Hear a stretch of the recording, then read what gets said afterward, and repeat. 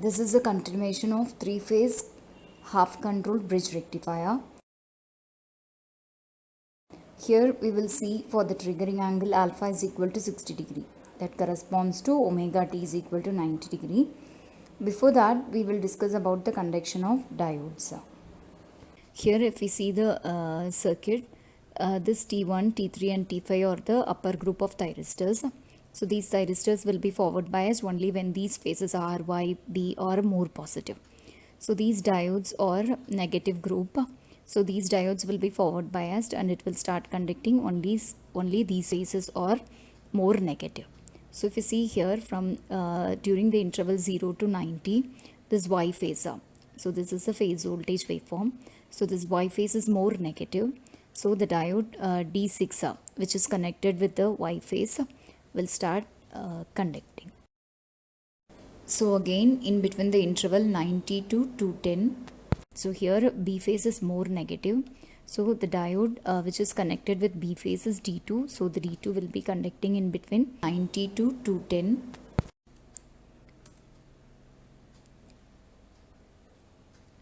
So again from 210 to 330, this R phase is more negative.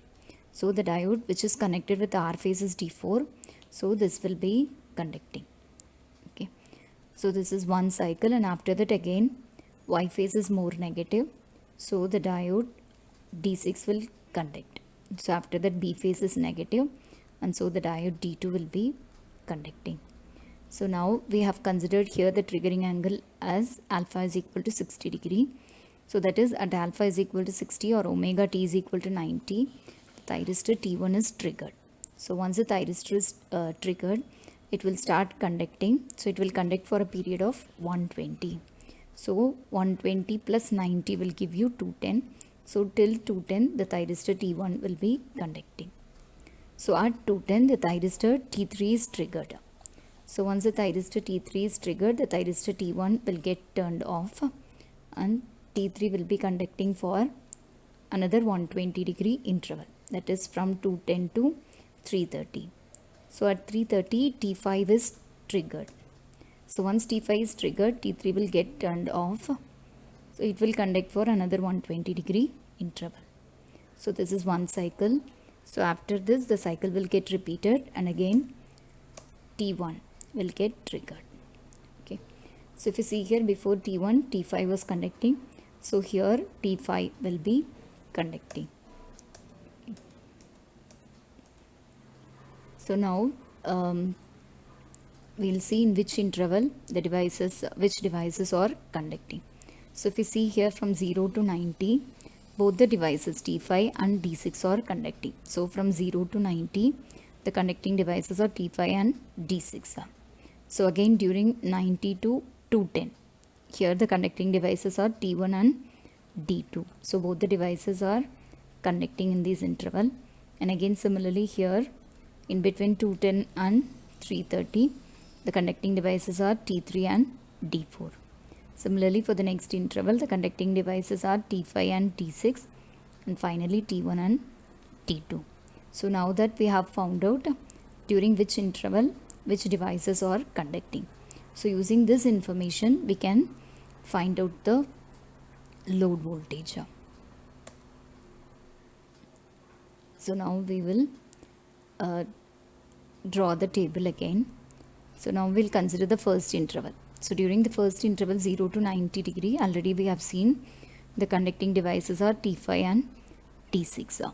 Okay, once these thyristors are conducting, the other thyristors will be in the open state. Okay, so now the T5, if you see here, T5 is connected to B phase and D6 is connected to Y phase. So both diode and thyristors are unidirectional devices. It will allow the current to flow from anode to cathode only. So the current will start flowing from the terminal B. It flows through T5, through the load, through D6 and completes its path through Y phase. So now if we see here, the upper terminal of the load is directly connected through this T5 to the terminal B. And similarly lower terminal of the load is connected through this diode to the terminal Y. So the phase, the line voltage VBY will appear across the load. Okay. So upper terminal is connected to B and lower terminal of the load is connected to Y. So VBY will appear across the load. Similarly, we can see for other intervals also. So now during the next interval 90 to 210, the conducting devices are T1 and D2. So other devices are open. So this T1 is connected with R phase and D2 is connected with B phase. So the current will start flowing from R through T1 through the load D2 and completes its path through B. So the upper terminal of the load is connected to R and lower terminal through this D2 is connected to B. So the load voltage will be VRB. Okay. So now during the next interval 210 to 330, the conducting devices are T3 and D4. So T3 is connected to Y phase and D4 is connected to R phase. So the current will start flowing from Y through T3 through the load through D4 and YR. Okay. So during the next interval 330 to 450, the conducting devices are T5, D6. Okay. So when T5 and D6 are conducting, the current will start flowing from B through T5 through the load through D6 and completes its path through Y. So the upper terminal of the load is connected through this T5 to the terminal B and the lower terminal of the load is directly connected through this diode to the terminal Y. So VBY is the load voltage. So next during the interval 450 to 570, T1 and D2 will be conducting. So this is cyclic in nature and the process will get repeated. So already we have seen here when T1 and D2 are conducting, the load voltage is VRB. So if you see the circuit also, T1 is connected with R phase and D2 is connected with B phase. So the same VRB voltage will appear across the load. So next during the interval, so next we'll see how to draw the waveform. So this table I have redrawn here. So already we have seen during the interval 0 to 90, VBY is the load voltage. And similarly from the interval 90 to 210, VRB is the load voltage. And similarly in between 210 and 330, VYR, 330 to 450, VBY and so on. Okay. So here we are considering alpha is equal to 60 degree. This corresponds to omega t is equal to 90. So at omega t is equal to 90 degree, we are going to trigger the thyristor T1. Okay. So from this interval, if you see this table from 90 to 210, the load voltage will be VRB. So if you refer here, this is a VRB waveform. Okay, this is the dotted line. Okay, so this is a line voltage waveforms. So this waveform we have to draw across the load terminal. So this voltage, this VRB voltage will appear across the load during this interval 90 to 210. Okay, so now at 210, the thyristor T3 is triggered. So once T3 is triggered, this VYR is a load voltage. Okay, so if you see here, this yellow color dotted waveform. So this waveform we have to reproduce across the load terminal. Okay, so again at 330, from 330 to 450, VBY is the load voltage. So this blue color solid waveform, so this will appear across the load here. So this is VBY. Okay, so this is the load voltage. So in the case of a half controlled rectifier, we'll get 3 pulses at the output terminal. Okay, so this is cyclic in nature, so and this will get repeated. So if you want to derive the average value, then we have to consider the interval from 90 to 210 and this VRB voltage waveform. Okay, so next we will see for alpha is equal to 90 degree. So alpha 90 corresponds to omega t is equal to 210. So here the diode conduction will remain the same. Okay, so here Y phase is more negative, so the diode D6 will be conducting. Next B phase is more negative, so diode D2 will be conducting. Then R phase is more negative, D4. Y phase is again more negative, D6. Then B phase is more negative, D2. Okay, So now we have considered alpha is equal to 90 degree, that corresponds to omega t is equal to 120. So at omega t is equal to 120, the thyristor T1 is triggered. So once it is triggered, it will conduct for a period of 120 degree. So starting from 120 till 240, this thyristor T1 will be conducting. So at 240, thyristor T3 is triggered. So this will conduct for another 120 degree interval, that is till 360. So after that, T5 will be triggered and T5 will be conducting for another 120 degree interval, that is from 360 to 480. So this is cyclic in nature. So these thyristors will be conducting. So if you see here, if you see from this between this interval, that is from 0 to 90, so here T5 and here D6 so these two devices are conducting. So after 90, if you see here, diode D2 starts conducting, but T5 is still conducting. Okay, T5 is conducting till 120. So during this interval, that is from 90 to 120, so the conducting devices will be T5 and D2. So again, during this interval, so if you see here, T1 has started conducting, D2 is still conducting till 210. So the conducting devices during this interval are D2 and T1. Okay. So after that, in this 30 degree interval, T1 from the upper group and diode D4 has started conducting from the lower group. So the conducting devices are T1 and D4. Similarly, we have to find out for other intervals also. Here, the conducting devices are T3 and D4. So after that, T3 is still conducting and D6 has started conduction. So T3 and D6. So after that, T5 D6 and then T5 D2 and finally T1 D2. So using this information, okay, so we have to draw the load voltage waveform. So this is a phase voltage waveform. So next we will discuss how to draw the load voltage waveform. Okay, so this table I am redrawing here. So already we have seen from 0 to 90, the conducting devices are T5 and D6.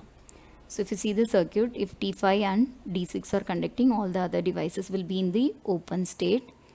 So now this T5 is connected with B phase and D6 is connected with Y phase. So the current will start flowing from B through this T5 through the load D6 and completes its path through Y.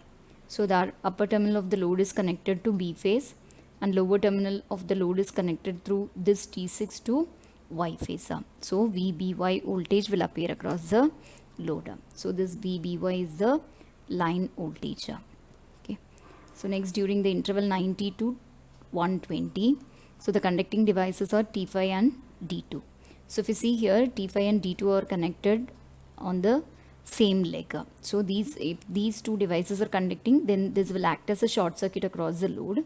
So the load voltage will be 0. So this condition is called as freewheeling condition. So during freewheeling, there will not be any voltage across the load. Okay.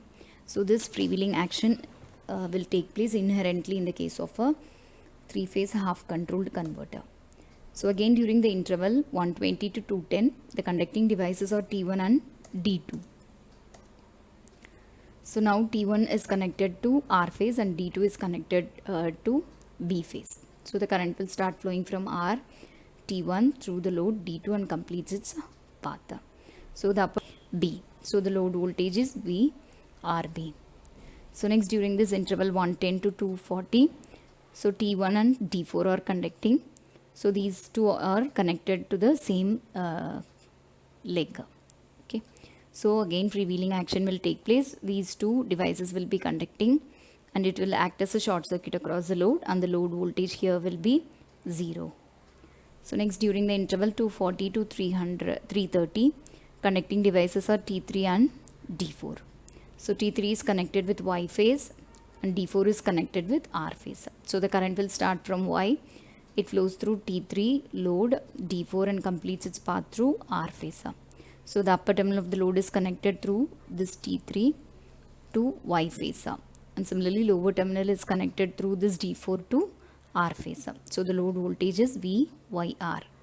So next, during the interval 330 to 360, the conducting devices are T3 and D6. So here again inherent action will take, freewheeling action will take place, and so the load voltage is 0. So again this is cyclic in nature, so this will get repeated. So during the next interval 360 to 450, the conducting devices are T5 and D6. So the load voltage will be VBY. So next 450 to 480, T5 and D2 will be conducting and freewheeling action. So voltage will be 0. So now we'll see how to draw the waveform. Okay. So now this is the line voltage waveform. Okay, this table I have drawn here. Okay, from 0 to 90, the load voltage is VBY. Okay, so we have considered alpha is equal to 90 degree. That corresponds to omega t is equal to 120. So this is for alpha values greater than 60 degree. Okay, so now we'll consider omega t is equal to 120.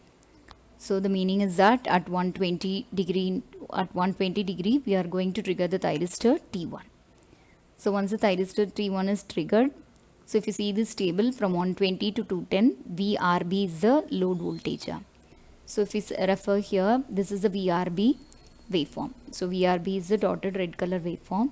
So this is the waveform shape. So this is becoming 0 at 210. So we have to draw the same waveform at the load terminal. Okay. So at 210, so this voltage is becoming 0. Okay, and if we refer this table, we have already found that the load voltage is 0. Okay, so here freewheeling action will take place. So from 210 to 240, no voltage will appear across the load.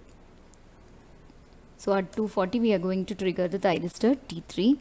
So from 240 to 330, the load voltage is VYR. So this is VYR voltage waveform. Okay, this dotted yellow color waveform. So this waveform we have to reproduce at the load terminal. So till 330, this VYR will appear across the load. So again from 330 to 360, the load voltage is 0. So no voltage will appear across the load. So this is freewheeling action. So at 360, the thyristor T5 will be triggered. So once it is triggered, from 360 to 450, the load voltage is VBY. So if you refer here, this is VBY waveform.